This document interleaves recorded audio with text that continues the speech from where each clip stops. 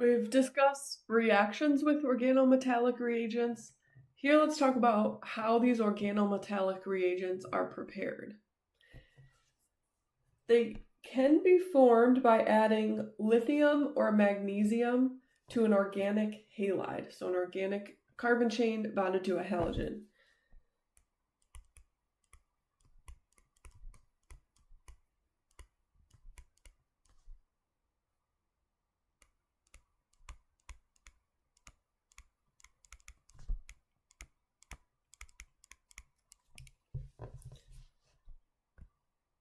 So let's say we'll do isopropyl bromide.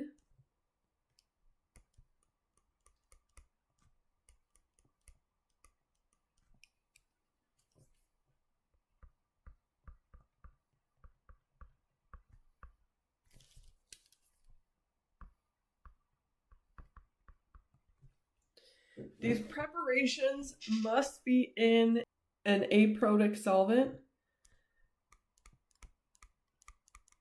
So this example formation of an organometallic reagent was done in pentane solvent. So we have isopropyl bromide and we add lithium and we'd add it as a metal.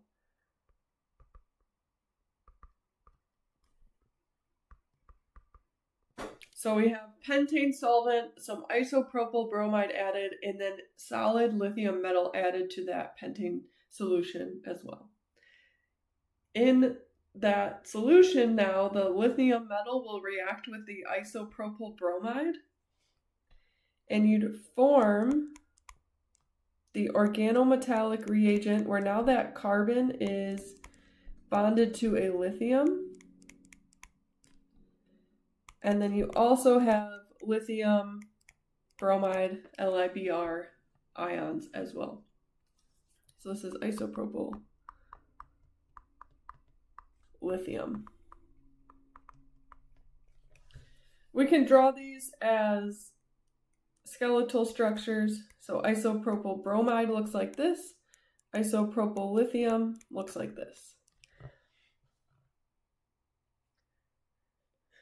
Now the bond between carbon and lithium, we're representing it as a covalent bond, but it has a lot of ionic character. So it's a blend of covalent and ionic bonds. We can talk about bonds as having covalent character or ionic character. This has more ionic character, which is why it's useful in these reactions, because that carbon that's bonded to the lithium is owning most of the electron density between carbon and lithium is owning very little. And so the lithium can leave as a cation, and that carbon bonded to the lithium would obtain the electrons in that bond. So here's one example of forming an organolithium. We'll do another example. So here, example 1, example 2.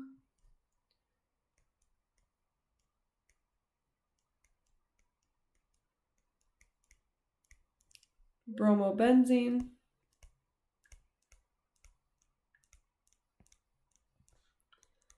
Again, with lithium metal. This preparation can be done in diethyl ether, and we would then form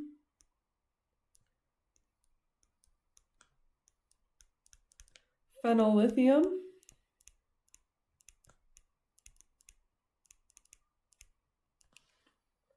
And again, lithium bromide.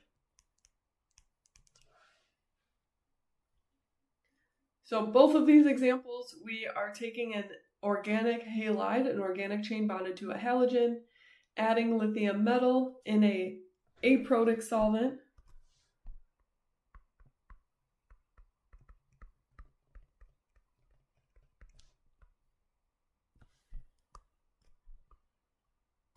And we form the organic halide, or the organolithium reagent.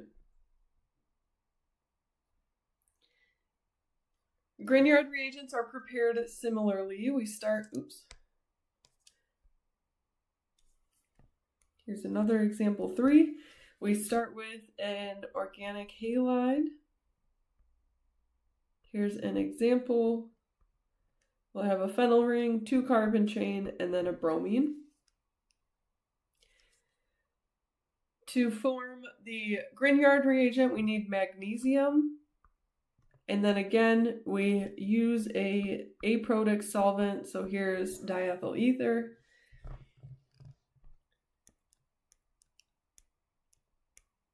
With these reagents, we form the Grignard reagent, where now the magnesium is bonded to the carbon that was bonded to the bromine, and then magnesium is also bonded to a bromine.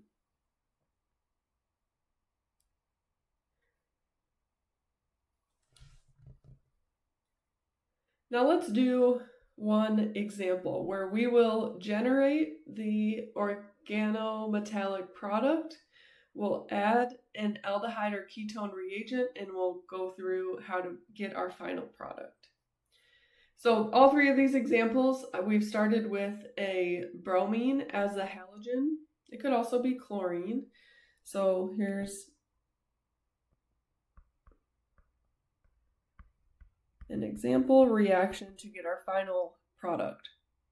So we'll start with chlorobenzene.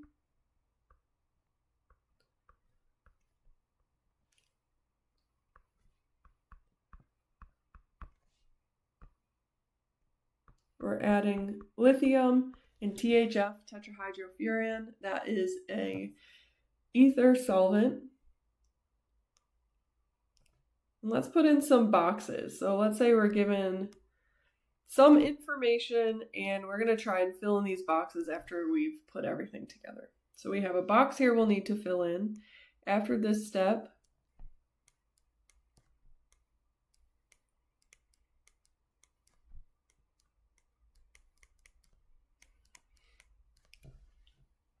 so this is like one of the questions we'd have in class or on an assessment, where you have a multi-step reaction. You're given enough information to draw intermediates or add reagents as needed, but you're not given, of course, all of the information. And so we'll work through this after we write all of the steps. And this is the last one here.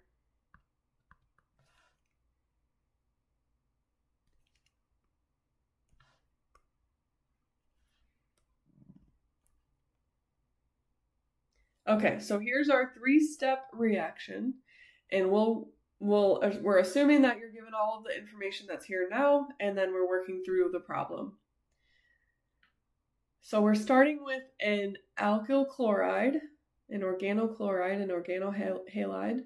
We're adding lithium in a polar aprotic solvent, and so this will result in the lithium replacing the chlorine. And we generate an organometallic reagent. Organophenyl ring bonded to metallic lithium. Byproduct here is lithium chloride. Now we have an organometallic reagent in the presence of an aldehyde. So when we have an organometallic reagent, that carbon, the organic part of that reagent, will add to the carbonyl carbon in the aldehyde in this case. So that aldehyde or ketone in other cases. So I'm going to start by copying the aldehyde molecule. So we've got carbon.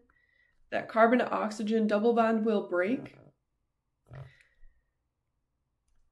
We're still carbon still bonded to a hydrogen, and then now we have another phenyl ring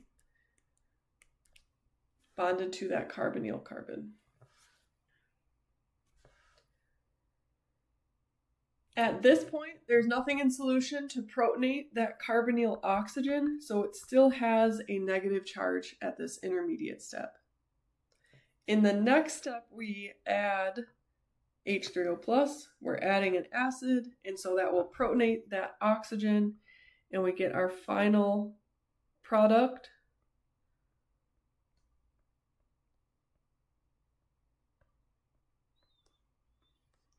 We have the alcohol bonded to what was the carbonyl carbon. We still have that aldehyde hydrogen present. Let's do another practice question here.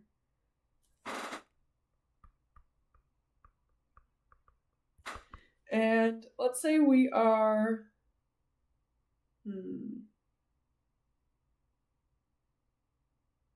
okay, so let's say we're going to write out the reagents.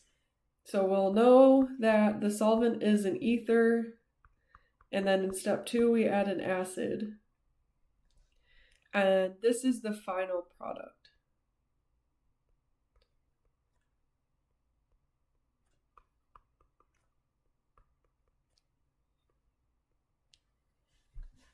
Some alcohol product. And so the question is, what reagents? We'll do specifically Grignard reagent.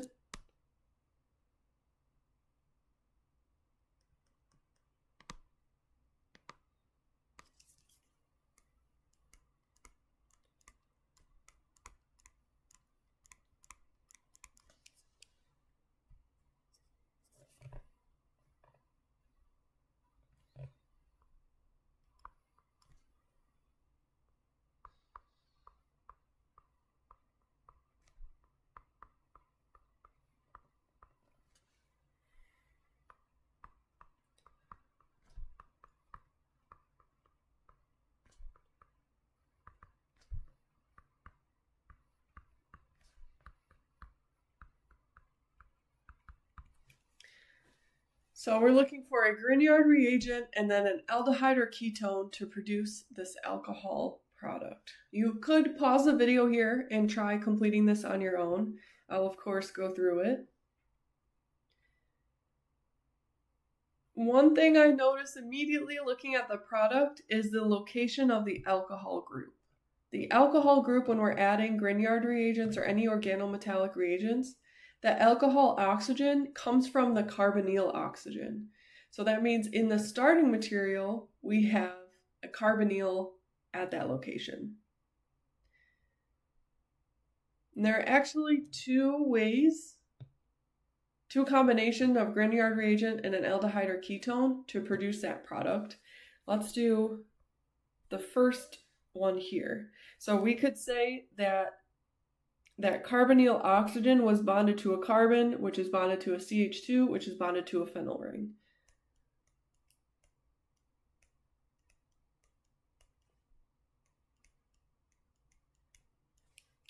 Well, if that's the case, we, in the Grignard reaction, are adding a carbon chain so that hydrogen right here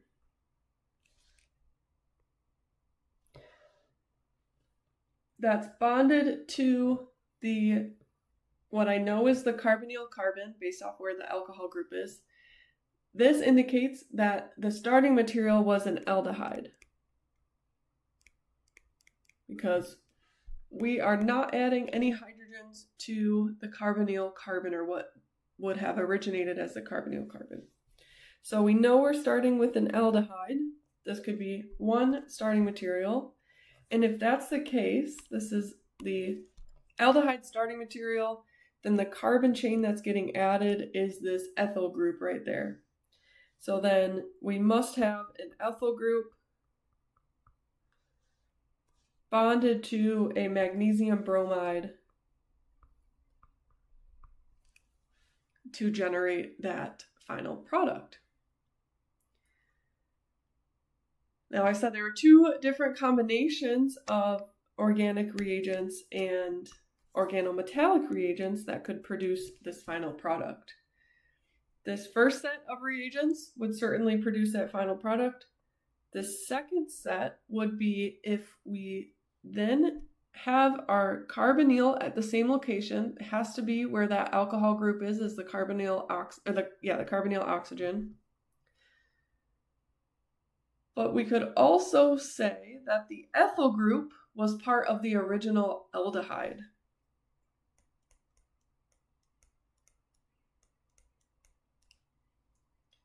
So if that's our original aldehyde, then the organic part of the organometallic reagent that's added would be the phenyl ring with that CH2 group. So this whole reagent here.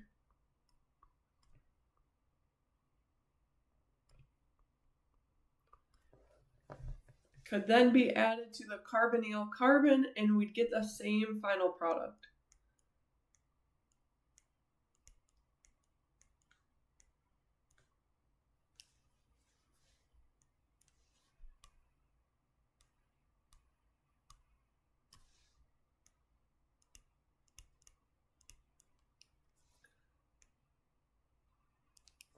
So our first set of reagents would produce that final product, and our second set of reagents would also produce that final product. So often, if you're given the product of a Grignard reagent reaction or the addition of an organolithium to a carbonyl, then the starting materials are really two different options of what aldehyde or ketone and organometallic reagent that could be used to create that final product.